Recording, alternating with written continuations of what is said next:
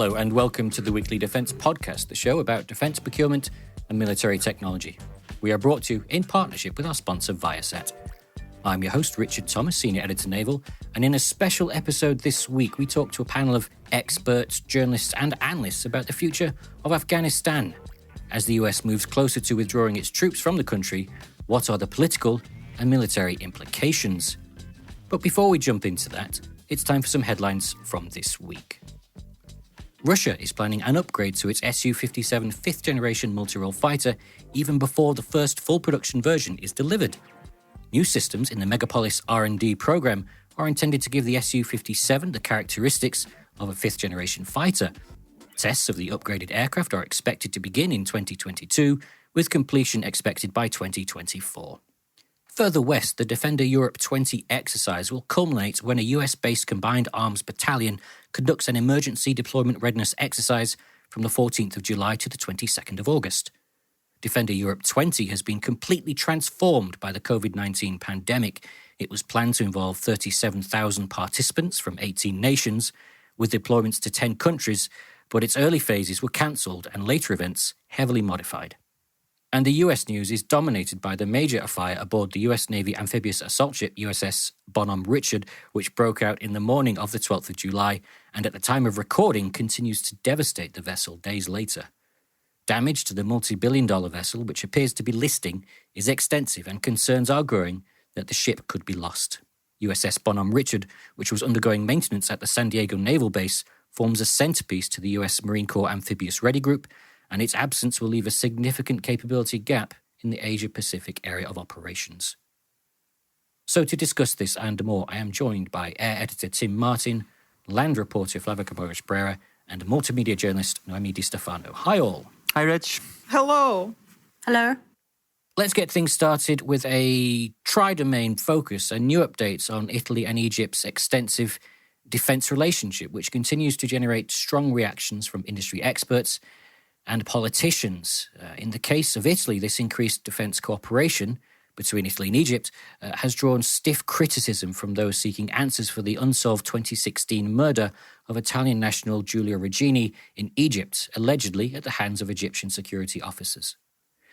So, Tim, first to you, if you could just outline to our listeners how extensive this defence procurement relationship between the two countries really is. Yeah, I think it's quite extraordinary, actually, what's being proposed. And we must say that there's some unsigned contracts here between Italy and Egypt that have been known about for some time. But I think why it's worth talking about now is I spoke about this to a number of sources because I wanted to figure out on the spending front how Egypt are going to afford all of what has been reported, big deals between Italy and Egypt. As you mentioned, there's potentially 24 Eurofighter Typhoons, 24 M346 light attack trainer aircraft, 6 frigates, including 2 frame platforms and an unidentified military satellite. That's the bulk of the equipment that could potentially change hands here between Italy and Egypt. So when you put it all together, that amounts to roughly between 10.1 to 11.3 billion. I think that's just unbelievable in some senses because budget for Egypt in 2018 dipped to as low as 3.1 billion. So, this isn't a tier 1 country that are looking to buy all of these pieces of kit. From various media reports, particularly in Italy, as well as that these are becoming closer to being signed. So yeah, when you think about the political context and some of the things that have happened over the past 6 months or so. For example, the US government still putting pressure on Egypt to stop buying the Su-35. Egypt was also attacked by President Macron over human rights abuses, and to use his quote in January 2020, the abuses themselves had gotten worse since he last had a ministerial visit to Egypt and spoke with President al-Sisi. When you put that together, it's it does seem to be fairly hard hitting here, that Egypt is preparing to spend an absolute fortune on defence equipment. And then you have to, I suppose, ask yourself then, if there's only 3.1 billion in the pot year on year, where are the other additional sources of funding? And I put that to experts, and one said that, in a nutshell, it was unclear to him where the extra sources of funding are coming from. And the other source said to me that, well, previously Egypt has used credit and foreign loans from Gulf states. Now, she did say that we know of this, we hear of it, but none of the Gulf states ever confirm it or talk about it. But that is one point of interest here, that Egypt are effectively looking to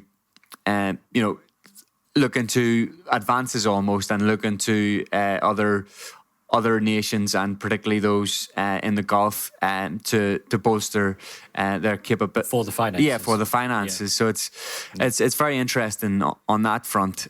So we do know that a contract that has been signed, as we've talked about before, it's not a potential for a contract. This one, the ink has dried on it, let's say. 24 AW149 multirole helicopters and 8 AW189 super medium aircraft manufactured by Leonardo. There was also some unverified images that surfaced on Twitter and social media platforms that show the Egyptian AW149 being test flown out of Vergate in Italy, which is the Leonardo's flight test facility. So that acquisition in particular looks to be at a very advanced stage. Also, I just want to bring in Noemi here as well, because Noemi, you're on the ground in Italy, and if I turn over this kind of discussion and debate on the increased defence cooperation to you, are there any indications that the Italian government are bowing to pressure, given the circumstances and the ongoing investigation into the Regini case that Rich mentioned? Thank you, Tim. I think this is one of those cases that has split my country in two, because there is a dichotomy in between human rights and the economic interest. So on one side, we have the criticism due to the decision of Italy to answer positively to the Cairo arms sale request.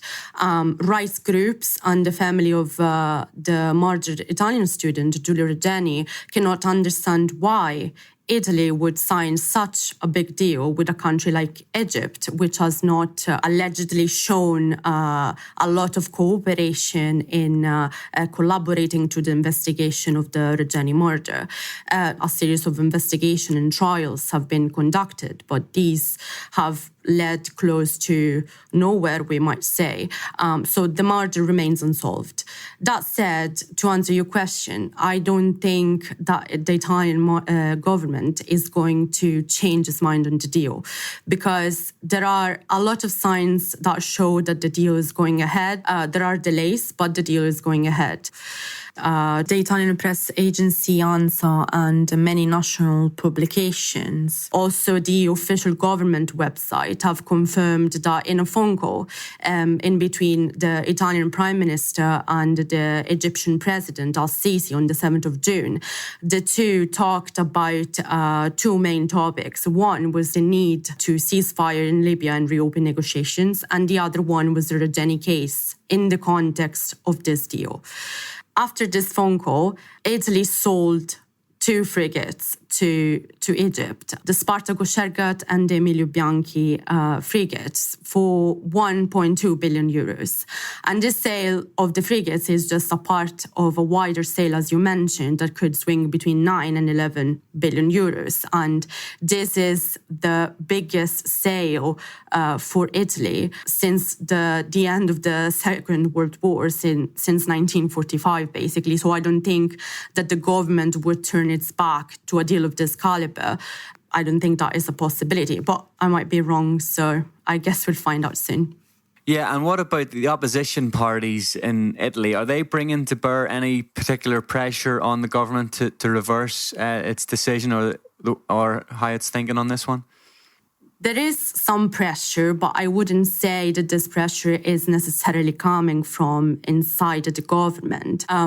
National papers have reported that within the government there is a request for some clarity, but after several debates and meetings that have been held in Parliament, it doesn't seem that an agreement has been reached.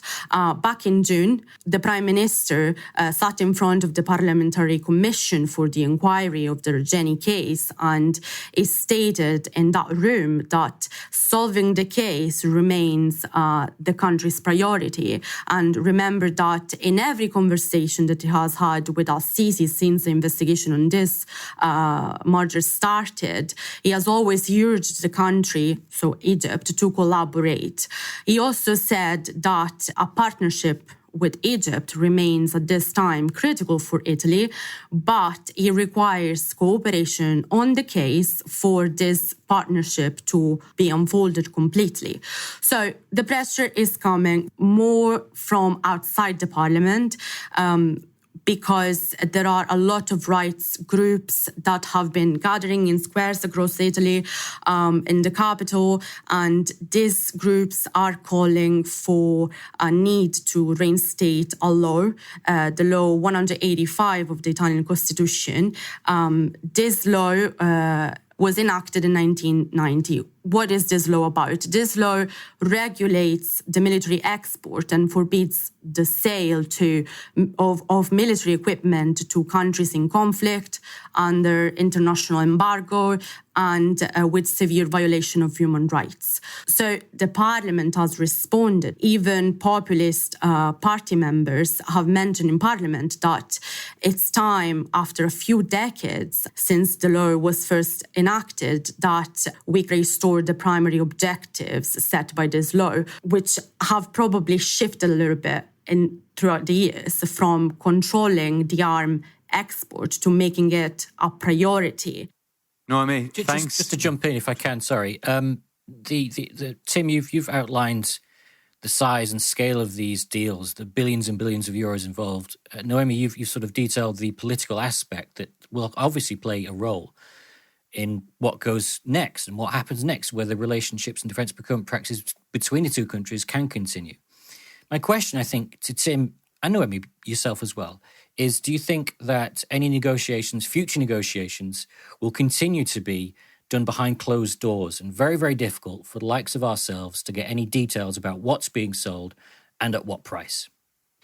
Yeah, I'll take that first, Rich. I think first and foremost, there are a huge number of moving parts here, and as Naomi has well articulated, particularly on the export control side of things, there does seem to be an appetite for the Italian Parliament to address things on that front. But with having reached out to some manufacturers, not only in the last week but previously when I've written on Egypt and focused on these deals, there's absolutely no question that they don't want to talk about it. I mean, they couldn't be any firmer or any clearer in the responses that they've provided and issued to me. They're not prepared to comment on it whatsoever. And I think in part, there are the sensitivities, but I think also the feeling is that it's the Italian government is firmly behind all of this. So even though it is Leonardo helicopters and things like that, it's almost like an FMS case for the manufacturer in the sense that it's in some respects out of their control. Whatever the state decides is what ultimately will move forward. And so, you have the manufacturers almost their hands are in some senses tied, because whether the deal goes through or not, they'll be notified once the Italian state declares it. Noemi, final thoughts? Yeah, I totally agree with him. I think we can probably expect them to continue to keep this deal secretive or not wanting to make an on-the-record statement until everything gets confirmed from the government side. And once this happens, if it happens, then won't be much to be kept under wraps anymore. It's great insight into the interesting relationship that Italy and Egypt seem to have. Flavia, over to yourself. You've been very patient. Thank you. You've taken a break from terra firma and cast your net into the Maria Alta with a story about South American naval icebreaker programs and the Antarctic region. So who's doing what and what? Yeah, hi, Richard. Argentina, Chile, and Brazil are modernizing their Antarctic naval capabilities. All these three countries, they have scientific and research civilian programs in the region. And to carry out these programs, they require logistical support from their armed forces. And Brazil and Argentina are procuring vessels. The Brazilian Navy in June released a request for proposal to procure a new Antarctic vessel. And the Brazilian Navy intends to build this vessel in Brazil. Also in June, media outlets in Australia and South America run stories about the Argentine interest to buy the icebreaker Aurora Australis. This vessel belongs to P&O Maritime Logistics. It's an Australian company. And the Argentinian Ministry of Defense, during a live transmission in his Facebook, he confirmed that Argentina sent a proposal to procure this vessel. And Chile is building 2 new icebreakers at the Astilleros Asmar shipyard. That's a national company. And Chile is the country Chile is quite close to Antarctica, the territory. And the country has many bases there, so it's interesting for them to invest on new capabilities. And I think all these countries, and including Uruguay, who has bases in Antarctica as well, they are interested in the region, in the area, because of the same reasons other countries are interested. Antarctica is an international area, and the climate change is changing the situation there. It's impacting the area, and the ice there is melting, and it's probably in the future that previously frozen areas may open up for maritime traffic. And also there is a possibility that natural resources may be opened up for exploitation as the ice melts. I mean, countries have overlapping claims across Antarctica. It's not really, the borders and boundaries are not defined. One country will claim the territory of another, and it isn't obviously decided yet. So it's a very difficult operating environment for all these countries to operate in, isn't it? Yeah, I agree. It's a hard area to operate, especially because it's basically ice. The area has only ice and some animals, but it's interesting to carry out research there. It opens new possibilities to discover new medicines or new treatments. But I think this area has potential for international disputes, international competitions in the future. For sure. These procurement programs that you've outlined for us, is this, in your opinion, does this represent an increase in military icebreaker naval capability in that region, or is it a decrease compared to what was being fielded, let's say, 10, 15, a generation ago? Yeah, I'm sure it's they are improving their capabilities. Argentina, for example, the country has only one icebreaker, the Ara Almirante Sar. And they are looking for another vessel to complement this one that they have.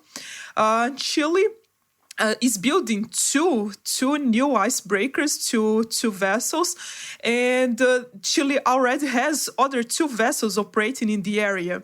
And in the case of Brazil nowadays has 2 vessels, 2 polar vessels, and the country, the Navy, is intending to replace one of them, the vessel Ari Rongel. And it makes sense because this vessel was built in 1981, 1991 and entered service with the Brazilian Navy in 1994.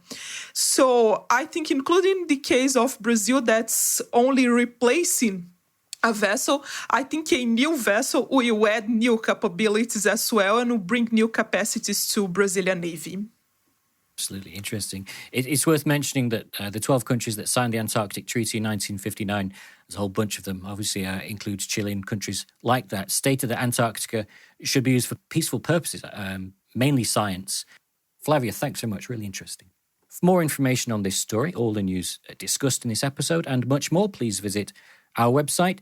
Coming up next, I talk to a panel of experts about the political and military future of Afghanistan ahead of an impending US withdrawal.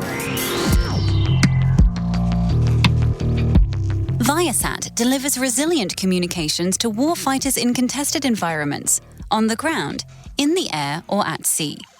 By providing assured access to mission-critical and life-saving information and leveraging Link 16 communications, Viasat gives warfighters the connectivity-driven clarity needed to maintain a tactical edge across the battle space. Drawing upon a more than 25-year tactical data links legacy, Viasat anticipates the challenges of the next generation of warfighters and continues to deliver game-changing, industry-first innovations.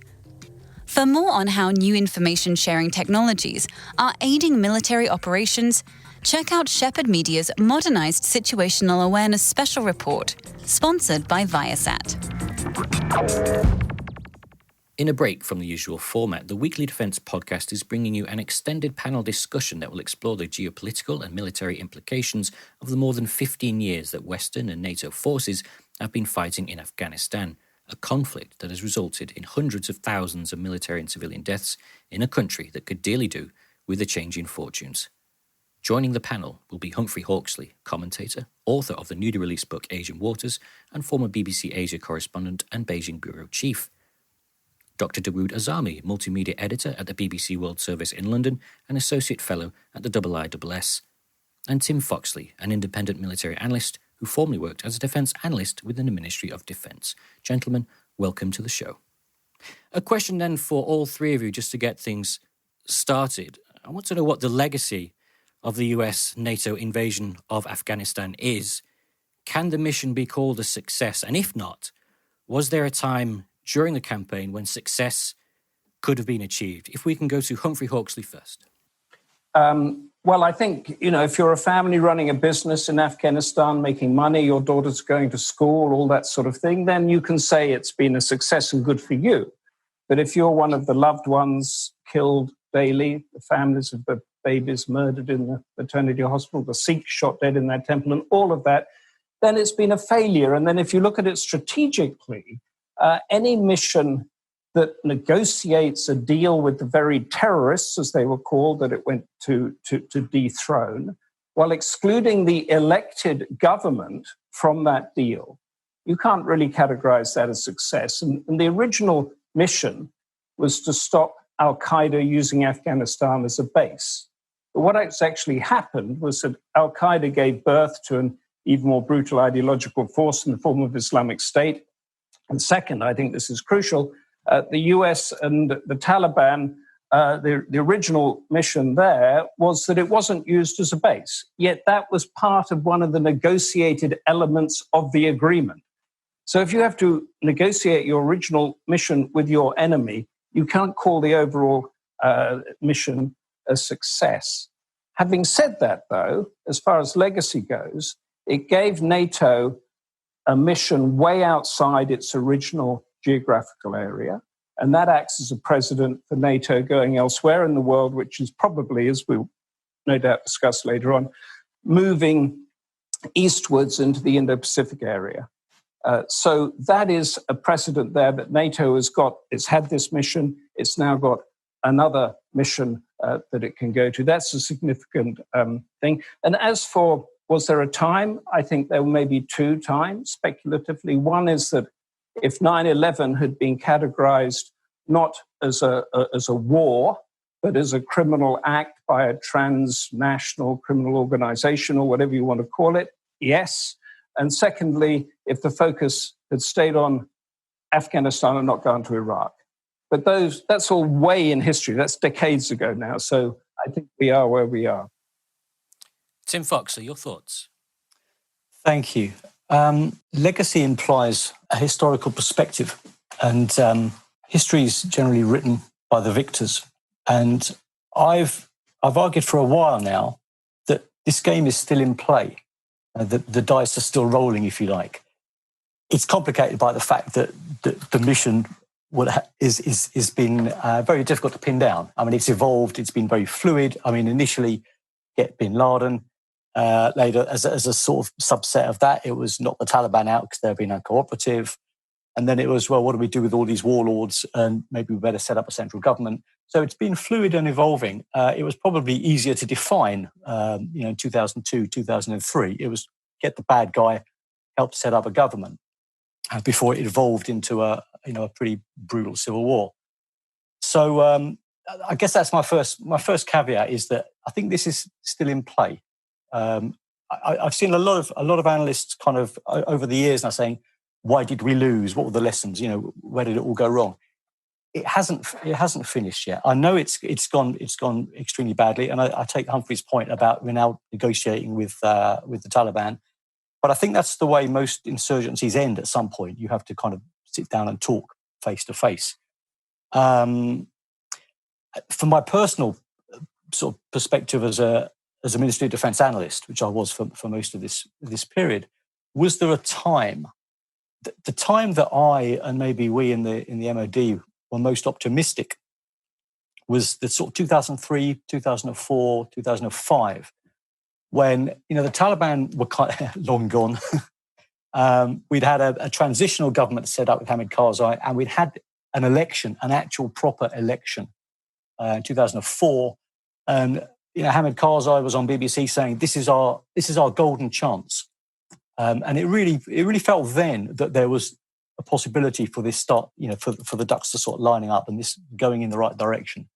Obviously, we all know that the history now that the Taliban weren't gone and they were coming back, but at the time, it's in hindsight, it's quite easy to say, oh well, of course the Taliban were coming back. It's obvious. But that wasn't the case back in the day, and it wasn't just naive Westerners. One of the sort of meetings that I had in probably 2003 with a very senior Afghan official who is still a very senior Afghan official, at the top level, and I managed to ask him in the midst of a kind of a formal dinner. I managed to throw in a quick question at the end. And I said, you've talked about the importance of reconstruction, the need for aid and development money from the West, and all the challenges facing education for children. I noticed you haven't mentioned the Taliban once. And he waved his hand and said, the Taliban are gone. They're not coming back. So what we now see as obvious is perhaps the benefit of hindsight. And it wasn't just kind of Western naivety that believed that there was an opportunity for Afghanistan in this early period. Dr. Zami, your thoughts about NATO's legacy in Afghanistan? Well, I think they have a mixed legacy. The war in Afghanistan has already become the longest war in US's history. It is longer than World War I, World War II, and the Vietnam War combined. And it is also the biggest mission in NATO's history. And the war in Afghanistan today is the biggest war in the world. So these are just some basic facts. But when we go back to the original mission, it was to disrupt, defeat, and dismantle the Al-Qaeda network and punish the Taliban regime in Afghanistan for allowing the Al-Qaeda leadership to stay in the country. So we all know that the Taliban regime was toppled in 2001. Al-Qaeda was disrupted. Many of its leaders and members were killed and captured. Osama bin Laden was killed a decade later in a US military raid in Pakistan. But Al-Qaeda is still around. In some ways, it is more powerful than it was 2 decades ago or in 2001. There are still a few hundred Al-Qaeda members operating in the Afghanistan-Pakistan region, but Al-Qaeda has found new and perhaps bigger sanctuaries in other countries, especially in Libya, in Syria, in Iraq, Yemen, Somalia, and many other parts of the world. So Al-Qaeda hasn't been eliminated. When it comes to the Taliban regime, which was toppled in late 2001, but the group reorganized and re-emerged as an insurgency a couple of years later. And before completing its mission in Afghanistan, the US invaded Iraq in 2003. I think that was a good chance to be successful in Afghanistan, but resources were shifted to Iraq. Afghanistan was somehow forgotten, and the whole focus moved towards Iraq. And that was the opportunity which was used by both the Taliban and regional countries who started interfering in Afghanistan once again and made Afghanistan a battlefield for themselves. So that opportunity was missed. And the Taliban became more powerful with the passage of time. And the number of Taliban fighters is estimated to be more than 60,000 today. So they are operating in many parts of the country. And in addition, new violent extremist groups emerged in Afghanistan and in the wider region, such as IS or Daesh, which didn't exist in 2001. And well, we all know that ISIS emerged in Iraq and Syria first, and then in January 2015, it announced the establishment of its Khorasan province, which is a branch in Afghanistan-Pakistan region. So the emergence of ISIS made the militancy landscape in Afghanistan and the wider region more complicated and more challenging. But when it comes to state building and reconstruction, there has been a lot of success and many achievements. The US and the rest of the international community spent a lot of money, but it is also a fact that a lot of money was wasted or lost to corruption and mismanagement. Nevertheless, Afghanistan is a changed country in many ways. Millions of children go to school. There are more than 20 universities today in Afghanistan. There are dozens of TV channels. There's a vibrant media and many other achievements when it comes to construction and reconstruction. Roads have been built, clinics and schools have been built. But the war is still going on. As I said at the beginning, Afghanistan, the Afghan conflict is bigger than Iraq, Syria, Yemen, Libya combined in terms of the number of casualties it causes to both sides as well as the civilians. But there is hope. It seems all sides have realized that there is no military solution to the conflict in Afghanistan. The US and the Taliban signed a peace deal on the 29th of February in Doha, and the intra-Afghan dialogues, meaning the talks between the Taliban and other Afghans, including the Afghan government, are expected to start in the next few weeks and months. And there is a rare consensus at international level as well as regional level and inside the country that there is no military solution to the conflict of Afghanistan, and everybody needs to talk. And this is a golden opportunity, I think, but it can be missed if it is not tackled with care.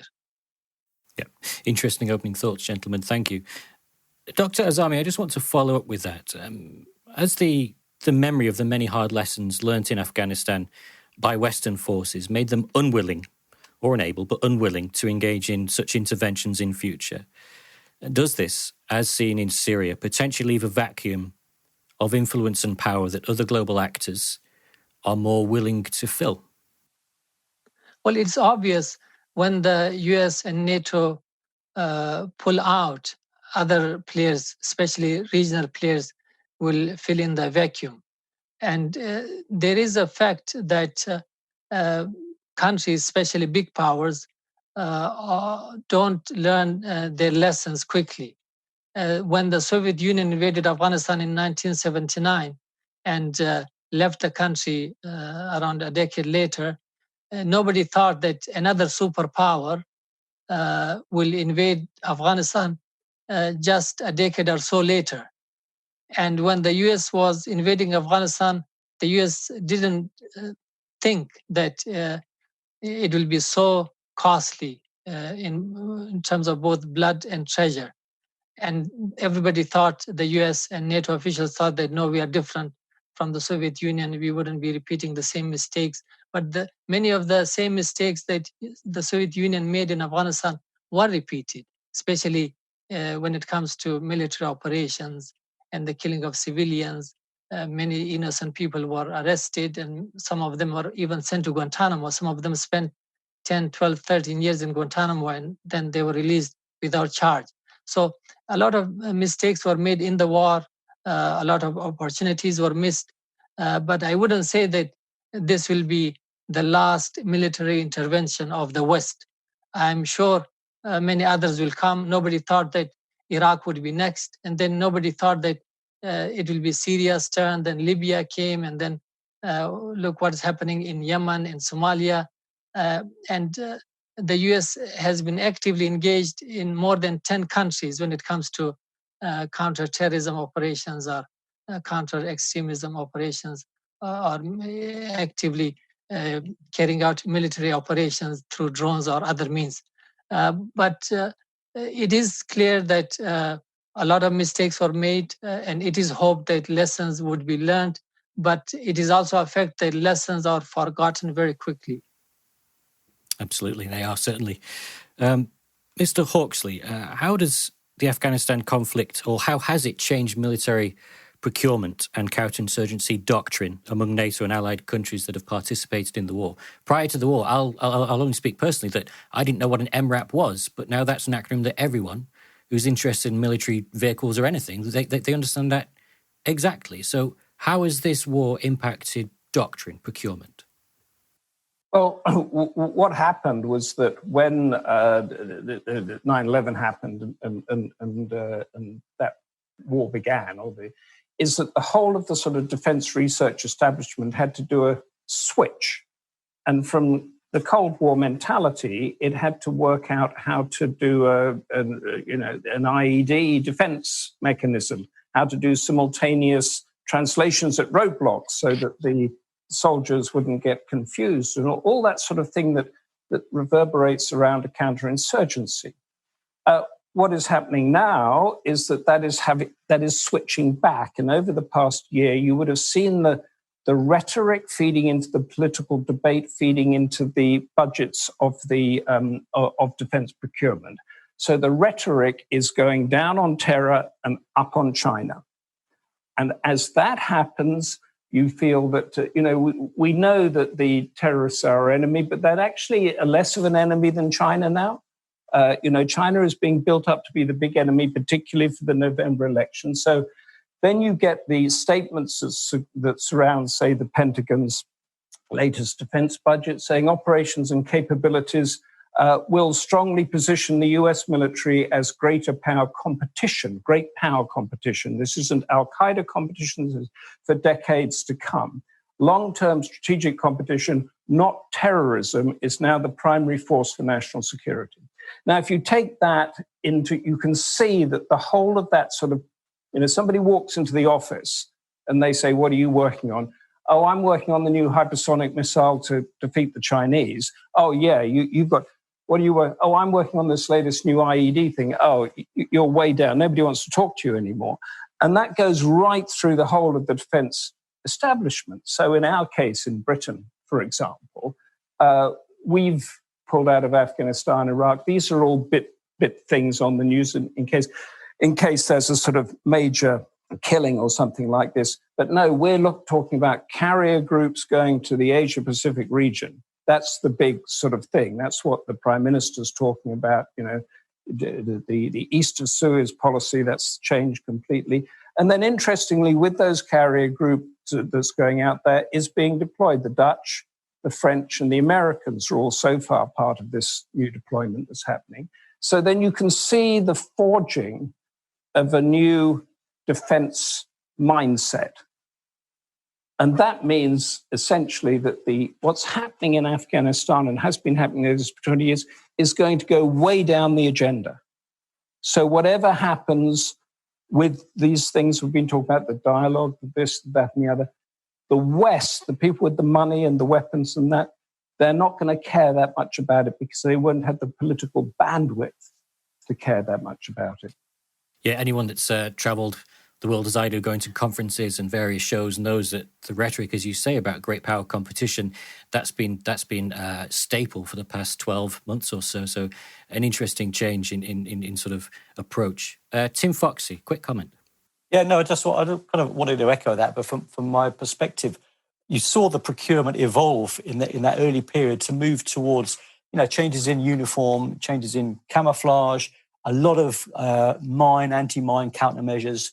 The thing I remember bouncing around in my early trips to Afghanistan, 2002, 2003, was the Land Rover, and that, there was the big scandal that this doesn't protect you from anything. This is what you had in Northern Ireland for the low level stuff, and I remember up until 2006 that was the means by which you travelled. And when I went back on my second operational tour, there was a lot more focus about body armour, personal protection equipment.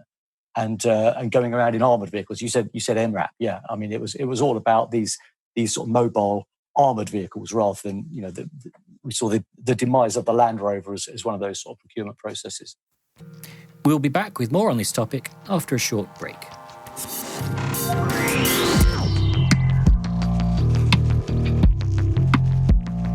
Viasat helps warfighters operating at the tactical edge stay safe and successful in their missions by providing resilient communications in contested and congested environments. For more on how new information sharing technologies are aiding military operations, check out Shephard Media's Modernized Situational Awareness Special Report, sponsored by Viasat. Tim, from your perspective, there were clear divisions of responsibility between US and NATO allies operating in Afghanistan. They're assigned different areas of operations. Obviously, that's a military decision, based partly, from my perspective, on military competencies, but also were they due to restrictions as to how their forces could be deployed and could be operated? If that's the case, to what extent did this difference in operational tempo and ability impact the ability to secure a mission victory? I mean, firstly, what was a mission victory at that point is difficult to pin down. But also, I don't think there were clear divisions. I think ISAF was hamstrung from a very early period by a lack of clarity about, because they didn't know what the mission really was, or the mission was evolving and creeping in different areas. The Americans were in the southeast from a very early period. They were still chasing the terrorists and the bin Ladens. Other countries wanted to do more hearts and minds sort of thing, reconstruction, build a bridge, dig a well, build a hospital.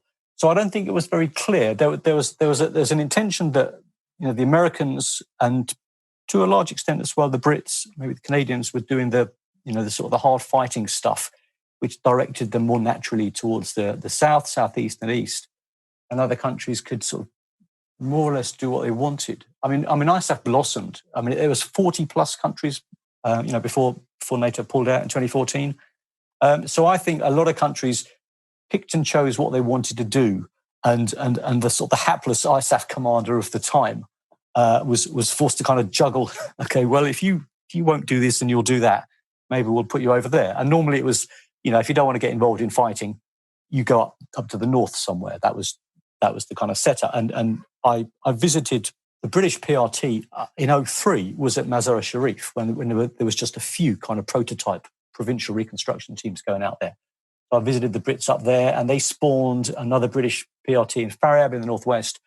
And by the time we got to 2004, 2005, the Brits were shaping up to move south to Helmand, and we transitioned over to the Swedes took over the Mazar PRT, and the Norwegians took over the Faryab. And I visited both of them at different periods in 2006 and 2009. So, crudely put, you're right. Some countries were more willing to fight than others, and they drifted to the south. And the PRT is a really good example. I mean, each province in the end had a provincial reconstruction team. And it was down to individual countries, as far as I could see, to pick and choose the area that they wanted to base, based on what they were prepared to do. And each nation wanted they wanted skin in the game. They wanted to have their flag over the PRT and say, this is us, this is our contribution to Afghanistan. And in many occasions, They just wanted to be able to demonstrate that they were spending money and doing some good works. Here's the bridge we built. Here's the hospital roof that we fixed. And when I was briefly with the Norwegians, and one of the development advisors said, "This is the PRT handbook put together by ISAF. It's a really thick document. All the lessons learned, if you like, all the best practice collected. ISAF PRT handbook." And she said, "It's actually quite a good document, if only people would use it." And it was never really used in the way it was intended. There was no sort of coherent kind of, this is the way we do PRTs, this is the way we operate. It was countries are going to do their own thing, driven by their own national governments. So I don't think there were clear divisions. I think there were kind of a few main foci. Let's go down the south and fight the Taliban, or we do hearts and minds up in the north. But it was rarely more specific than that. Gentlemen, we've probably got time for one more question. I'm going to go at it in reverse order from the first one. So my question is, will any peace agreed during the current process of negotiation stick? And what regional factors and actors are looking to gain and maintain influence in Afghanistan once the US, once it's all its military might, once all its diplomatic power has left that country? Dr. Azami, you first, please. Thank you, Richard. The regional strategic landscape has changed dramatically over the past few years. Initially, Russia, China, Iran, and many other state actors in that part of the world supported the US-led mission in Afghanistan. But later on, things changed. Today, Russia, China, Iran, and Pakistan are all against the permanent or long-term US and NATO military presence in Afghanistan. They all want the US to pull out, but they also want the US and NATO to withdraw its forces responsibly, so there is no security vacuum. But the main point is that peace should be incentivized. The Afghan peace process has entered a very sensitive and important stage, and the US has already agreed with the Taliban that it will withdraw its forces, all of its troops, within 14 months since the agreement was signed in February between the Taliban and the US. So that's one point. The second point is that there are spoilers. They include regional and international violent extremist groups such as ISIS and other militant outfits that are traditionally focused on fighting in the Indian-administered Kashmir. And then there are state actors in the region that have issues with each other and have been using Afghanistan as a battlefield. So there is a need for a regional and international framework which will involve regional countries as well as key international actors, especially the US and the EU, to do mainly three things. One, to coordinate peace efforts. Second, to deter and prevent spoilers and war profiteers from undermining the peace process in Afghanistan. And third, to ensure that the relevant state actors are on the same page and to avoid any suspicion about each other's intentions and misperceptions about the end goals. But as I said earlier, this is the second phase of the Afghan peace process. The first phase was mainly between the Taliban and the US. The second phase is mainly about Afghan actors, but they need to be pushed by key regional and international actors. They need to be supported by all the relevant actors so they could reach a political settlement. Once they sign the agreement, the challenge will be to implement it. In that phase, the Afghan actors will also need the support and encouragement and pressure in some case to implement the deal. But there is hope now, as I said in the beginning. This is a golden opportunity, but if it is missed, I don't know, there will be more hardship and the conflict in Afghanistan might become more complicated and more dangerous, not only for Afghanistan, for the Afghan themselves, but also for the wider region, even Europe, when it comes to drug production or migrants and violence and the rest of it. So there is something for everyone in this peace process. And the suggestion is that everyone should support the peace process in Afghanistan. Tim Foxer, your thoughts? Thank you. I've looked at Afghanistan for 20 years, and it's not a very long period of time to look at these sort of complex developments. And I've only looked at it from a narrow perspective. Half of my time has been for working for the British government. But from what I've seen, and I've seen these sort of cycles of events and violence and prospects and talks, what I've seen leaves me really pessimistic. I don't see this going in a good direction. I want to read you something. It's in the New York Times article in 2013, and it was based on a speech given by the French ambassador who was leaving. He'd done his end of tour, and he had a little gathering in Kabul, say thank you, and he said these words. He said, "I still cannot understand how we, the international community, and the Afghan government have managed to arrive at a situation in which everything is coming together in 2014. Elections, a new president, economic transition, military transition, and all this, whereas the negotiations for the peace process have not really started." He's talking about a perfect storm. And this was back in 2014. And I guess we could take slight comfort from the fact that it was 7 years ago and we haven't collapsed. Afghanistan hasn't collapsed. But I think this Beaujolais comment is something that I would sign up to now in 2020, except I think it's even more, you can't have a perfecter storm, can you? It's an even more perfect storm. I think we have even more problems facing Afghanistan. The situation is worse. And we do have great respected experts, Thomas Ruttig, Michael Semple, basically saying the Taliban aren't really going to be negotiating. They're preparing to return to power.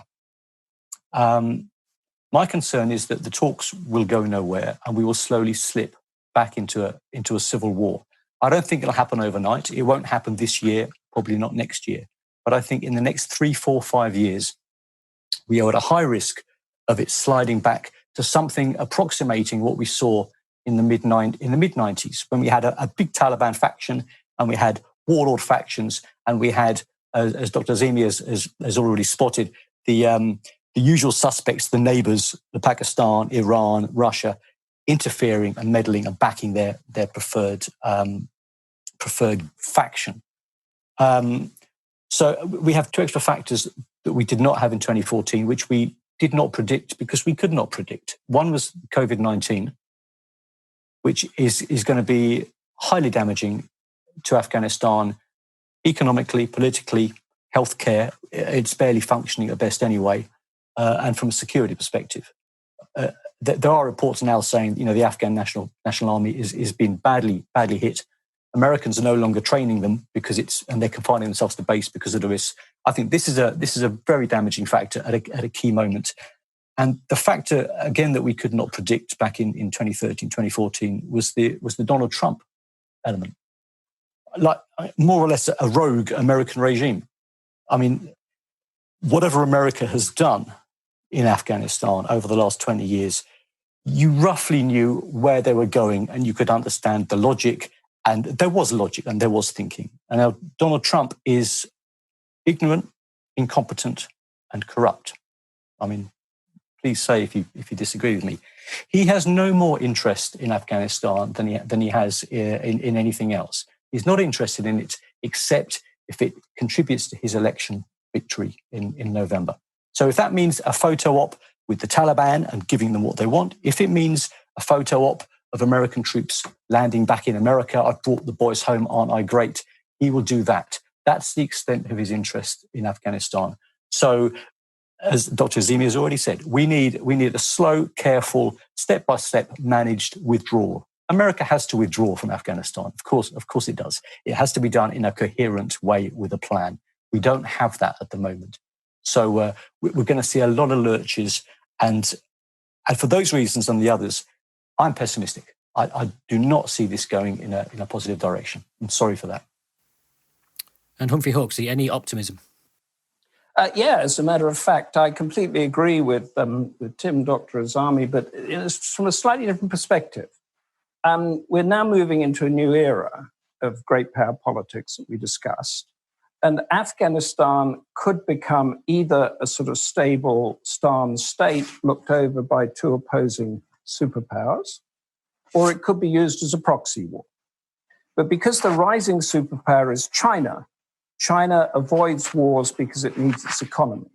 Afghanistan butts right onto its Belt and Road Initiative. It is thinking of signing up or incorporating, and this is another sort of interesting point as China rises, the whole Afghanistan thing into the Shanghai Cooperation Organization that is sort of, we don't know much about it in the West, but they're building that up to be a sort of, I don't know, a NATO, an EU, or whatever, a regional thing.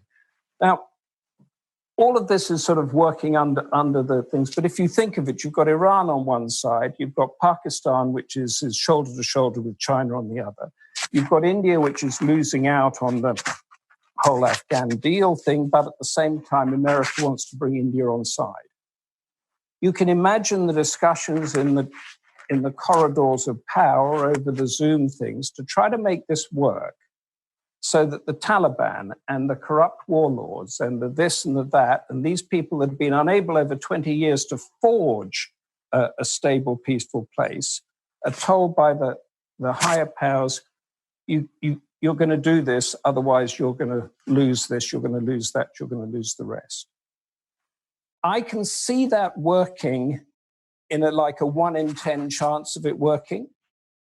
But if it doesn't work, then I go with Tim completely, and I can see it dropping into more civil war. But because of the superpower involvement, it will become more civil war with a proxy war involved. And the funding will be there, the training will be there, all that mess that we saw in the Arab Spring, and that will be there. And just finally to wrap up, if we see what America has accepted in Iraq, the Iranian influence in Iraq, that balance that is going on in Iraq, of course it's not working, but it's sort of there, isn't it? That could quite easily shift into that sort of give and take, compromise, horse trading in the regions between the warlords and the groups and everything, so that it doesn't impact again on the West. And if it's not impacting on the West, the chances are that the Afghan people, for want of another phrase, will sort things out themselves. Because whenever you go to countries all around that I've covered these conflicts, whenever there's a foreign, people are looking to foreign powers to help them, there's a mess. Whenever they have to sort it out themselves, and like in some godforsaken part of Africa that nobody's ever heard of, they tend to sort it out. So that's you asked me for optimism, so I gave it to you. Whether I quite believe it or not, I have no idea. But that is a scenario that is coming up. And this scenario of the bigger powers that weren't there. I mean, if you think 20 years ago, China wasn't what it was today. There was no Belt and Road.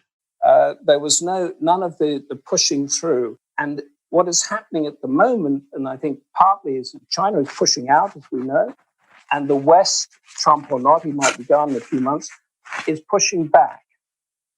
But it's not going to be, hopefully, through the barrel of the gun. It's going to be through compromise and arrangement. And quite possibly that same compromise and arrangement might be able to become embedded into Afghan politics.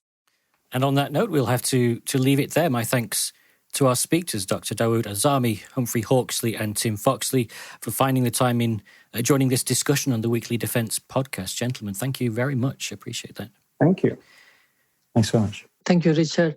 To our listeners, if you'd like to learn more about this topic, all three of the speakers today will be participating in an online seminar on the 20th of July by the Democracy Forum, detailing the governance of Afghanistan and the impending US withdrawal from the country. This episode of the Weekly Defence podcast was brought to you in partnership with our sponsor, Viasat. As always, a big thanks to everyone who took the time in being a part of the episode. And for our listeners, make sure you like and subscribe, leave a review on iTunes, and tell a friend or a colleague about the podcast. Until next week, thanks for listening.